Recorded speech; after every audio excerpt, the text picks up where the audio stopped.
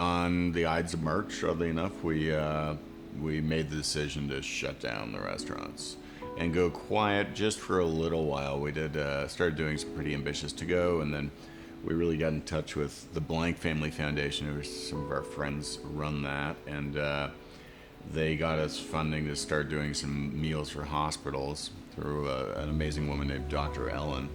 And then from that point in time, we really reached out to World Central Kitchen, and Jose Andres and I have been friends for years. They started funding us to do in-need community meals, which is what you see behind me. But it's so important in a response is to get people, again, back to nourishment. You want to feed them a warm meal or a hot meal that means something to them, that's culturally appropriate to them. The food that will give them strength to carry on and get through the day and help their fellow person. So I think that's what we're trying to do, and that's what World Central Kitchen has endowed us with. This is one of the boxes, and it's it's got a little bit of a dessert crumble, it's got a kale salad, it's got a sandwich, it's got a pickle. So it's just all kind of structured as a complete, simple meal.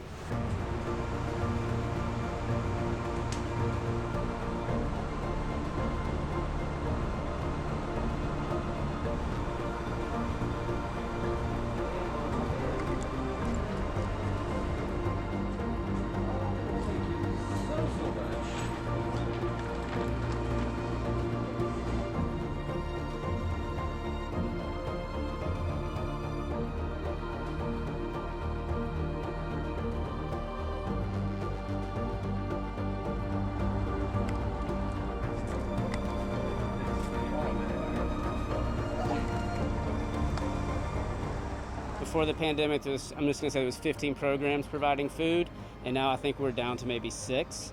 And so those are, soup kitchens that people have to actually walk to. And so what we saw was a lot of people were actually very, very hungry. And so, yeah, it was a real godsend. And they're incredibly, incredibly grateful. I mean, like I said, people are hungry, they're feeling, insecure, anxious, and so it's one less thing that they have to worry about.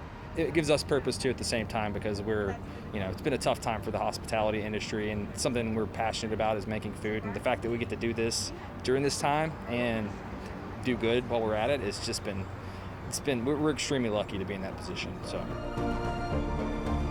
we've stabilized financially, we're up to date on rent and things like that. So we have a little wiggle room, and all of our people are on our payroll now. So we'll see where we land. If America never wants to dine out again, we're in trouble, but I think they do. And I think that in the new normal, there's a sense of responsibility and individual responsibility